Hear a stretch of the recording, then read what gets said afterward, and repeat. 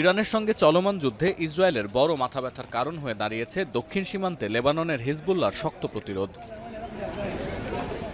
গেল ৫ সপ্তাহ ধরে ক্রমাগত দক্ষিণ ইসরায়েলে আইডিএফের ঘাঁটি, অস্ত্রের ডিপোতে হামলা চালাচ্ছে হিজবুল্লাহ। স্থানীয় সময় বুধবার সকালেও ইসরায়েলের গ্যালিলি অঞ্চলে একের পর এক রকেট ছুড়েছে তারা। মঙ্গলবার দিনভর আইডিএফের বিরুদ্ধে ৩০টির বেশি সামরিক অভিযান চালানোর দাবি লেবানিজ সংগঠনটির। জবাবে লেবানন প্রান্ত ও বৈরুতের শহরতলিতে বড় ধরনের বিমান হামলা চালিয়েছে ইসরায়েল। লক্ষ্যবস্তু করা হচ্ছে শীর্ষ কমান্ডার ও নেতাদের। এর পরপরই ইসরায়েলি প্রতিরক্ষা মন্ত্রণালয় জানিয়েছে, হিজবুল্লাহর সঙ্গে যুদ্ধ শেষ হলেও দক্ষিণ লেবাননের বড় একটি অংশের নিয়ন্ত্রণ নেবে আইডিএফ।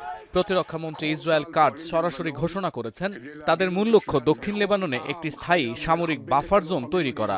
বৈরুত স্বীকার করেছে, সাম্প্রতিক এই আগ্রাসনে দীর্ঘস্থায়ী আবাসন সংকট ও আর্থিক দুরবস্থার মধ্যে পড়তে যাচ্ছে লেবানন।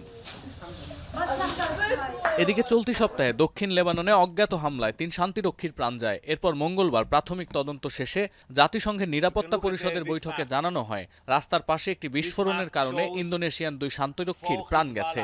যদিও ওই বিস্ফোরণের পেছনে সরাসরি হিজবুল্লাহকে দায়ী করেছে ইসরায়েল। অন্যদিকে হিজবুল্লাহর পর গেল ২৮ মার্চ ইসরায়েলের দক্ষিণাঞ্চলীয় বন্দর ইলাতে হামলার মধ্য দিয়ে এই যুদ্ধে সরাসরি যোগ দেয় ইয়েমেনি হুথিরা। সবশেষ বুধবার স্থানীয় সময় ভোরে ইসরায়েলের মধ্য দক্ষিণাঞ্চল লক্ষ্য করে হামলা চালায় তারা। এছাড়াও ইরানকে সমর্থন দেওয়ার ঘোষণা দিয়ে লোহিত সাগর এবং বাব আল মান্দাব প্রণালীতে আবারও সক্রিয় হয়েছে হুতিরা। তাদের লক্ষ্য ইরান এবং ফিলিস্তিনের ওপর আগ্রাসনকারীদের জাহাজ আটকানো। ফলে লোহিত সাগরের সমুদ্রপথ পরিণত হচ্ছে নয়া রণক্ষেত্রে। এছাড়াও চলমান সংঘাতে ইরানের হয়ে ইরাকের মার্কিন ঘাঁটি ও বিমানবন্দরে হামলা চালিয়ে যাচ্ছে তেহরান সমর্থিত সশস্ত্র গোষ্ঠীগুলো। তবে আগ্রাসনের শিকার না হলে ইরান সংঘাত থেকে দূরে থাকার ঘোষণা দিয়েছে সিরিয়া।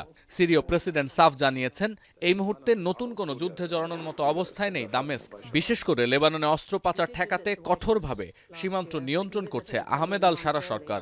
মূলত নিষ্ক্রিয় নিরপেক্ষতার নীতি বজায় রেখে কোনো পক্ষকেই সুবিধা দিতে রাজি নয় সিরিয়া। সতীর্থ কর্মকার, এখন বিশ্ব। ৭২ ঘন্টা ময়েশ্চার লক সমৃদ্ধ লিলি বডি ওয়াশ, শিয়া বাটারের গুডনেস স্কিন রিপেয়ার করে রাখে সফট ও গ্লোয়িং।